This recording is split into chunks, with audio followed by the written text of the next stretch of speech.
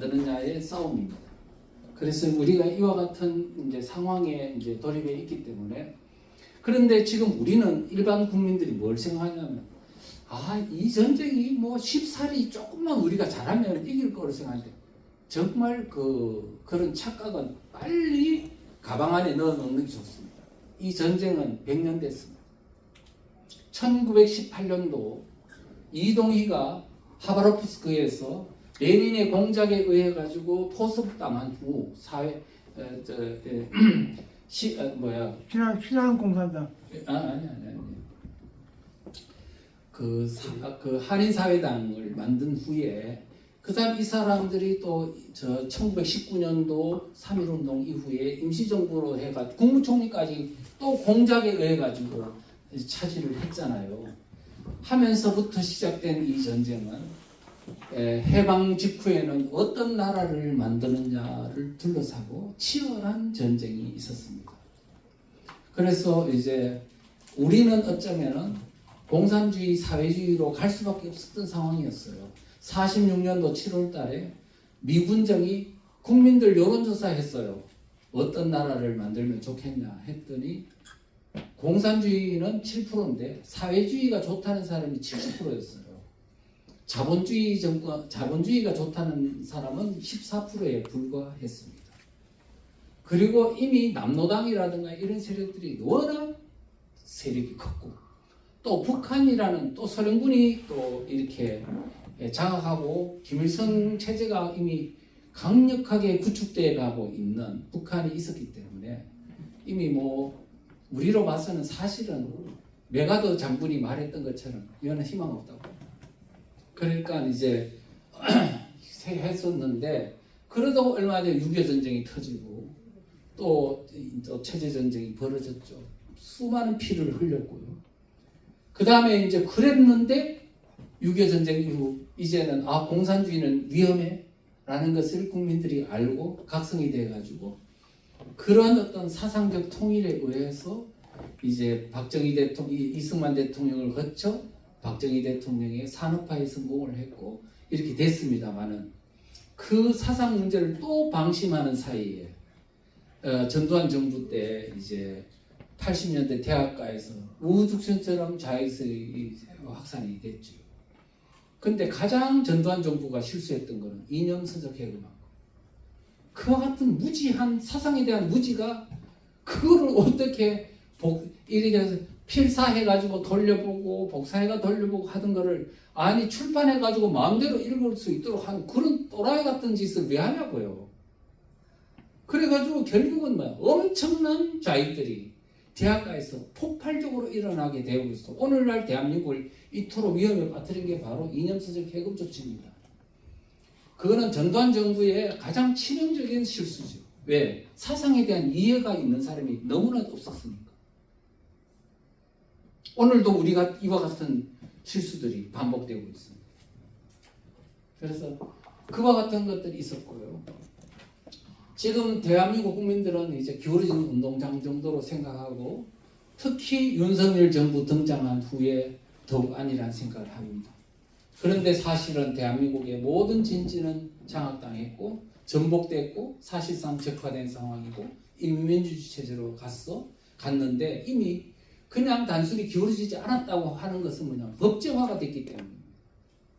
4,025건의 법률, 8만 건의 조례 하나하나가 다 체제를 바꾸는 건데, 이미 그게 통과되어 가지고 앞으로 지금 이재명 체제 입법부가 장악당했는데 188석인데 이게 해소되고 완전히 역전될 때까지는 이 법체제로 간다는 거예요. 근데 뭘 믿고 이게 아무 문제가 없는 것처럼 생각하시냐고. 그래서 이거는 안 된다. 그래서 정치권이 지금 전복 현상이 점점 더 심각한 상태로 가고 있다는 것은 아까도 지금 제가 말씀을 드렸습니다. 그래서 현재는 그냥 단순하게 입법부만 장악한 게 아니고 행정부의 대통령을 끌어내리려고 하는 겁니다. 사법부를 지금 겁박하고 검사 겁박하고 그 다음에 모든 통치권을 이제 저 마음대로 하겠다는 건데, 이게 어떻게 전복이 되지 않고서 이런 일이 벌어지냐 이거예요. 그래서 우리가 지금 이렇게 전복이 됐다고 할 때 이거를 다시 획기적으로 바꾸려면 뭘 알아야 되냐? 원인이 뭐냐? 이렇게 짧은 시간 동안에 국민들 모르는 사이에 전복된 원인이 뭐냐? 이걸 안 밝히고 어떻게 대안을 찾느냐고. 그래서 이 근본적인 원인을 찾아야 돼요. 그래서 저는 우리 국회 8월 10일 날 행사 때도 제가 이 말씀을 드린 내용이지만은 진보 보수라는 정치 프레임이 오늘날 이와 같은 사태를 만든 가장 큰 원인이다. 이렇게 생각을 합니다. 진보 보수. 그 전까지만 해도 우리나라는 사상전을 나눌 때 좌익 우익이라고 했습니다. 저 사람은 좌익 세력이야, 저 사람은 우익 세력이야, 다 그랬어요. 그런데 언제부턴가 좌익 우익이 아니고 진보 보수라는 말을 쓰기 시작했는데 언제부턴가 하면은 1990년도 전입니다. 동구 공산권이 무너질 그 전에 우리나라의 좌익 세력들이 뭔가 이제 국민들한테 이제 더 포장을 해야 될 상황에 직면하게 된 거지. 그래가지고 진보라고 자기들을 말하고 그 다음에 반대측의 자유민주주의 세력을 보수라고 네이밍을 붙였습니다. 그러면서 그거를 이제 전파를 했는데 이게 이제 김대중 정부 때부터 이제 완전히 확산이 되면서 그 다음에 노무현 정부를 거쳐 이명박 정부에 가니까 이제 완전히 머릿속에 국민들은 고착이 되었습니다. 그래서 2009년도에 여론조사에 따르면 국민들 중에 36%가 진보 세력이다 라고 말했고 그 다음에 중도 세력은 34%, 보수 세력은 24%다 라는 걸로 완전히 역전돼 버렸습니다. 이 어떤 프레임을 가지고 여론조사하고 이 프레임 가지고 선거를 하니 좌익이 진보라는 탈을 쓰고 양의 탈을 쓰고 하는데도 그게 좋은 세력인 줄 알고 36%가 거기 붙어 있고 그 다음에 보수 세력은 수구 꼴통이다. 그 다음에 틀딱이다. 퇴보 세력이다. 적폐 세력이다. 그러니까 뭐냐면 국민들이 24%밖에 지지를 안 하니. 그런데 이 프레임 가지고 우리 보수 운동하자 하면 우리가 계속 지자는 얘기밖에 더 돼요. 우리가 가만히 생각해 보십시오. 24% 어떻게 보수 운동을 해가지고 우리 이 대한민국을 이겨내냐고요. 말이 안 되지. 그런데 지금 보수 진보의 가장 큰 해악은 이보다 더 다른 데 있습니다. 북한이 진보 보수라는 프레임으로 대남 공작을 하고 있다는 거예요. 선거 개입을 하고 있다는 거예요. 은밀히 종북 세력을 정권에 탈취할 수 있는 그러한 전략으로 쓰고 있다는 거예요. 범청학년 남측본부 이적단체로 되어 있는 범청학년에서도 그러잖아요. 언제쯤? 2012년 대선을 종북 정권을 만들어야 되겠다는 그 바로 전에 뭐라고 하냐면 이제 우리 한국이 진보 대 보수의 새 정치 질서가 조성되어 있기 때문에 2012년 대선에서 우리가 자주적 민주정부 말하자면 종북 정권을 만들 수 있다고 말했어요. 이제 진보 보수란 프레임이 너무 안착이 되어 있어서 이 프레임으로 하면 우리가 진보인 우리가 정권 탈취할 수 있다. 그 다음에 김정일이도 2006년도에 뭐라 그랬어요? 반보수 대연합, 진보 대연합으로 반역 매국 집단의 파멸을 안겨주라. 진보 보수? 이 프레임 가지고 대남 공작하는구나. 이렇게 돼 있습니다. 2011년도 8월 달에 왕재산이라는 간첩단이 적발됐죠. 인천 중심으로 활동하던 간첩단 김덕용의 노트북을 딱 열어보니까 국정원에서 열어보니까 이런 내용이 나와 있습니다. 2012년도 총선에서 어떻게 대남 공작을 하나, 선거 개입 공작을 하는 게 나와 있어요. 뭐라고 되어 있냐면 민노당을 진보대 통합정당으로 확대 개편하라. 민노당을 진보대 통합정당? 통합진보당이라고 말하면 되겠죠. 아, 민노당을 통합진보당으로 만들어라는 말이구나. 그 다음에 또 그 통합진보당을 민주당하고 야권연대 해가지고 단일 후보 내세우라고 돼 있는 거예요, 여기서.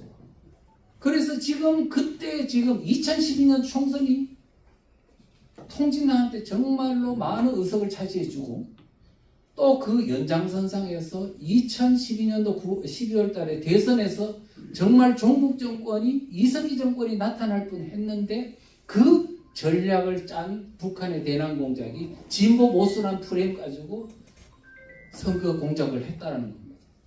그러면 진보 대연합, 반보수 대연합을 했는데 이게 도대체 어떤 걸 말하냐 하면 요거예요. 진보 대연합이라 하면 좌파 정당끼리 통합하는 것을 진보 대연합이라 하고, 반보수 대연합이라 하는 것은 보수 세력 25%만 빼놓고 나머지 중도 세력을 다 아울러 가지고 하는 것을 반보수 대연합이라고 해요. 진보 대연합과 반보수 대연합을 결합해서 결국은 먹는 겁니다. 그래서 뭐냐, 통합진보당은 진보 대연합에 만들고 민주당과 야권연대는 반보수 대연합으로 이게 결합하는 것입니다. 그렇게 해서 진짜 2012년도 끝장날 뻔했잖아요. 그게 바로 지금 북한의 대남 공작인데요. 그런데 우리가 지금 보수 진보란 이만큼이나 이 프레임 자체가 북한하고 그 다음에 종북 세력한테 이만큼 승리를 안겨주는 주범인데 이게 갖는 부작용이 뭐냐면 보십시오. 아까 진보 세력이 36%라 말한 것은 진보라는 말이 엄청나게 유리한 국민들을 많이 끌어모아는 어떤 소위 작용을 하잖아요. 젊은 청년들이 특히 진보가 좋은 건 줄 알고 왕창 들어가 있고, 또 중도 사람들이 가만히 보세요. 중도였지, 중도는 보수는 싫다는 거야. 진보는 그래 괜찮아. 그러니까 지금 중도라는 사람들이 진보하고 연대하는 건 오케이. 그러나 보수하고 연대하는 건 no. 이런 부작용이 있다는 겁니다. 그래서 보수 진보란 말을 쓰면 안 된다. 그런데요, 2022년도 그럼 최근이죠. 2024년도, 2022년도 여론조사 공정에서 한 걸 보면 진보라는 게 36%에서 26%로 내려왔네요. 13년 만에 내려왔어요. 이 이유는 그동안의 통합 진보당, 또 진보당, 아 이게 진보라는 게 종북이라는 말이구나 하는 것은 국민들이 알게 된 비율이 높아졌다는 뜻입니다. 그런데 뭐는 해석 안 됐냐면 보수가 제대로 된 좋은 세력이라는 것은 해석 안 됩니다. 지금 여전히 29%예요. 그러면 보수라는 것은 자유민주주의 세력이라면 29%는 너무 적은 거죠. 자, 이 상태로 보수는 그게 아니고 좋은 세력이고 아무리 말해봤자 소용없는 거야. 이미 진보는 좋은 개념, 보수는 수국골통, 이런 프레임이 이미 국민 속에 장착되어 있는데 이거를 끌어내고 다시 넣는 건 불가능한 거예요. 이럴 때는 오염된 프레임을 버리는 거예요. 그리고 우리에게 유리한 새로운 프레임을 넣는 겁니다. 자, 그렇다는 걸 말씀을 드리고, 그러다 보니 국민의힘당 같은 데서는 뭐라 그러냐면, 유권자들이요, 전부 다 지금 진보는 좋아, 보수는 싫어, 이런 식의 유권자가 되다 보니 이제 국민들이 뭐냐면 진보가 싫다 그랬다는 사람, 싫다 그래도 보수로 안 가고 중도로 가버립니다. 중도가 커져버립니다. 그래서 뭐냐면은 국민의힘당 같은 당이 왜 중도 하느냐면은 보수로 이미 유권자가 보수는 싫다는 거예요. 중도가 점점점 커지니 이 사람들을 잡기 위해서 중도 정책을 안 할 수가 없는 이런 어떤 상황에 직면해 있는 거예요. 그래서 우리는 지금 뭐냐면 국민의힘당이 잘못된 거지. 그렇지만은 이미 진보 보수란 프레임을 쓰는 한은 할 수 없는 거예요. 그래서 우리는 뭔가 이런 것들을 새로 변화시켜야 된다는 거고요. 그 다음에 좌파 우파 프레임은 문제 없나? 문제 많지요. 좌파는 무엇이고 우파는 무엇인가? 제가 국회에서 이번에 특강을 할 적에 물어봤어요. 우파? 국민 중에 몇 프로가 우파냐라고 물었어요. 그러니까 10%에서 20%가 우파라는 사람도 제법 있었고 30%에서 40%, 50%에서 60%, 70%에서 80% 비슷비슷한 게 나왔어요. 그래서 제가 말했습니다. 우파라는 말이 같은 말인데 같은 용어인데 지금 여기 있는 단체 대표자들조차도 우파가 국민 중에 10%에서 20%라는 사람도 있고 70%, 80%가 우파라는 사람도 있으면 이가 현실을 달리 해석하는 이런 개념을 갖고 있는 두 세력 간의 충돌이 일어날까요? 안 일어날까요? 그랬더니 일어날 것 같대요. 자, 그러면 다시 물어보자고요. 우파란 무엇입니까? 자유민주주의 세력? 맞습니까? 예. 자, 자유민주주의 세력은 국민 중에 몇 프로가 있다고 생각해요? 자유민주주의를 긍정하는 사람. 70%. 그런데 지금 뭐냐면 그런 사람 중에 우파가 얼마냐고 처음에 물어보면 30% 그러는 거예요. 근데 우파가 30%라고 그러는데 우파가 자유민주주의라며요. 그러면 우파가 자유민주주의는 얼마냐 그러니까 70%라고. 그러면 70%라 자기 내면 속에 한쪽은 30%라고 한쪽은 70%라고 그런 자기 내면 속에서 막 뭐랄까 혼선이 오고 있는 거죠. 자, 이런 것들을 우리가 다시 한번 분석해 봐야 된다고요. 그래서 그러다가 지금 좌익과 좌파, 우익과 우파 이게 무슨 차이가 있냐? 근데 지금 좌익과 좌파, 우파라는 말이 사실 내가 알고 보면 분석해보면 분석할수록 그 해악이 너무 큰 거예요. 근데 지금 국민들은 너무나 그거를 많이 쓰고 있기 때문에 나도 안 쓸 수가 없는 상황인데 이거는 보통 부작용이 있는 게 아니에요. 어쨌든 우익은 자유민주주의 시장경제 체제를 지향하는 사람을 우익이라 하고 좌익은 공산주의 사회주의를 지향하는 사람을 말하고 그 다음에 중간에 있는 건 중도인데 중도 중에서 좌경적인 중도는 이제 좌익하고 붙어가지고 이걸 뚱쳐서 좌파라고 하는 것 같습니다. 우익 세력과 중도에 있는 우경 세력이 합쳐서 우파라고 하는데 뭐 그렇게 지금 뚱쳐서 우파라고 합니다. 우파 안에는 자유민주주의 세력을 긍정하는 사람이 있냐 없냐 있는 겁니다. 그래서 윤석열 대통령이 뭐라 그랬냐 작년 자유총연맹 그 이후 8월 15일에 했는데 좌파라 하든 우파라 하든 자유민주주의를 긍정하는 사람은 다 같이 가야 된다 이런 말을 해요. 좌파를 왜 넣냐? 좌파 안에도 우익이 있거든. 자유민주주의 세력이 있단 말이에요. 왜냐하면 좌익만 넣은 게 아니고 좌경 세력까지 넣었으니까. 그럼 좌경 세력은 뭐냐? 좌측으로 기울어져 있다는 뜻이지 자유민주주의 정면으로 부정하는 세력이 아니거든. 자, 어쨌든 간에 그렇다면 중도에 있는 좌경과 좌익을 합쳐서 좌파라 하고 우익과 우경 세력을 합해서 우파라 한다면 중도가 있는 겁니까? 없는 겁니까? 없습니다. 네. 없는 거죠. 없어. 근데 중도가 없는데 왜 국민의힘은 우파를 싫다 그러면서 중도를 쓰냐? 없는 중도인데. 이런 문제가 있어요. 그러니까 우리가 지금 뭐냐면 이 얼마나 혼미에 빠져가지고 전략 전술을 짜고 있느냐. 근데 이번에 최근에 제가 이제 그 재집권 전략을 책을 쓰다가 우파 좌파에 대한 국민 여론조사를 하는 게 그동안에는 없었거든요. 진보냐 보수냐에 대한 여론조사는 있어도 우파냐 좌파냐 하는 여론조사는 없는데 최근에 그 여론조사가 나타났어요. 2024년도 5월달 총선 직후에 국민 사상 성향 조사를 했는데 거기서 뭐라고 나왔냐? 나 좌파야. 얼마냐면 16%, 16.4%가 나왔습니다. 그 다음에 우파는 얼마냐? 26%로 나왔습니다. 그다음 중도가 얼마냐? 48%로 나왔습니다. 아니 진보 보수란 프레임에 있어서 중도는 엄청난 비율을 차지하고 우파 좌파라는 프레임에서도 중도가 48% 절반을 차지해버리는 거예요. 이런 상황. 근데 우리가 여러분들 지금 아까 우리 김세령 교수님도 자유민주주의 세력이 얼마냐고 그래 70% 된다 그랬죠. 보통 70%, 80%다 그렇게 이야기 하더라고요. 하는데 그러면 우파가 자유민주주의 세력이라면, 우파가 뭐냐 그러면 자유민주주의 세력이라 그래요. 그러면 얼마가 돼야 맞아요? 70%에서 80% 돼야 맞잖아요. 근데 국민 여론조사하면 우파가 26%예요. 보수하고 똑같아요. 이것은 이유는 무엇이냐? 우파란 극우 세력의 프레임이 또 걸려서 그래요. 극우다. 또 수구 꼴통이다.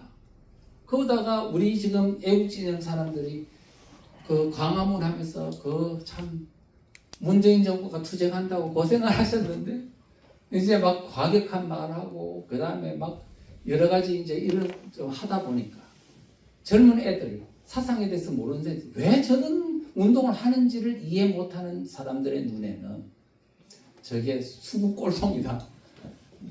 노인네들이 모여가지고 저렇게 하는 모양이다. 이런 어떤 이미지를 갖다 보니까 이제 그런 일들이 그런 측면도 있지 않나 싶어요. 기본적인 거는 그보다는 극우 프레임 때문에 그렇다고 봅니다. 자, 그래서 우파가 26%예요. 그런데 우리 지금 많은 사람들은 뭐냐면 개념적으로는 우파가 말이야 자유민주주의 세력인데 80%나 되는데 국민행당 뭐 하는 거야? 예? 왜 우파를 버리고 지금 중도로 가는 거야? 이렇게 말하거든요. 80%라고 알고 그래 말을 하는 거예요. 근데 실제 국민들 여론조사에 보면 26%라니까요. 우파가. 26%가 우리가 대한민국이다 그러면서 막 그러는 거예요. 그러니까 점점 더 고립 상태로 빠지고 중도 48% 절반이 중도를 차지하고 있는 이 현실에서 과연 어떻게 하는 것이 지혜로운 방법인지 이게 이제 생기는 겁니다. 그래서 이제 이거를 우리가 이런 측면에서 보면요, 우리 여기서 이제 그림표에서 알듯이 대한민국 세력은 자유민주주의 세력은 심각한 분열 현상이 있습니다. 세 등분으로 나눠져 있습니다. 지금 진짜 나 우파야 하는 사람과 나 중도야 하는 사람과 나 진보야 하는 사람 이 중에서 보면 이미 벌써 쏘가가지고 거기에 들어간 사람이 3등분이 나눠져 있고 선거 때 보면은 국민의힘당을 지지하는 또 일군의 세력과 그 다음에 야 국민의힘당 저게 제대로 된 정당이냐 그러면서 싫다고 하는 또 우파와 그 다음에 또 민주당을 지지하는 또 우파가 있어요. 중도로 하든 뭐 하든 자유민주주의 이렇게 나눠져 있어요. 이렇게 3등분으로 나눠져 있고 그러다가 결정적인 것은 뭐냐면은 지금 우파라는 사람과 중도를 지향하는 사람 간의 끝없는 싸움이에요. 이거를 막을 수 있는 방법이 없을까? 이번 총선에도 그렇잖아요. 유튜버들이 그 많은 시간을 들여가지고 국민의힘당을 깨부시고 공격하는데 많은 에너지를 소모했지 않습니까? 지금 총선 끝난 후에 얼마나 분열상이 심했는지 몰라요. 그래서 대성운동을 하자 그랬더니 상당히 공감을 했습니다. 그래서 지금 우리가 이와 같은 3등분된 우파를 어쩌면 자유민주주의 세력을 하나로 통합하는 국민운동이 일어나지 않으면 결국은 우리 내부의 어떤 분열에 의해서 이제 자멸하지 않을까 이런 생각을 하거든요.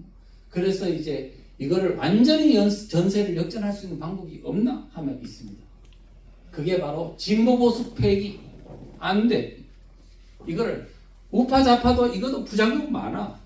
그런데 그렇다고 우파 좌파를 포기하기보다는 우파라 함은 자유민주주의 세력인데 국민들의 80%가 우파여야 한다는 그 개념을 자꾸 이렇게 순화시켜주는 방향으로 해줘야 될 것 같습니다. 그러면 대신에 대세 반대세 정착운동을 하자. 제가 ROTC 대학생들 대상으로 10여 년 전에 강의하면서 진보라고 생각하는 사람 손들어요. 60% 들어요. 보수라고 생각하는 사람 손들어. 그랬더니 10%가 들어요. 근데 진보 왜 이리 많이 들어? 좋은 거 아니냐는 거예요. 나아갈 진 걸음. 사전에 좋다고 돼 있거든요.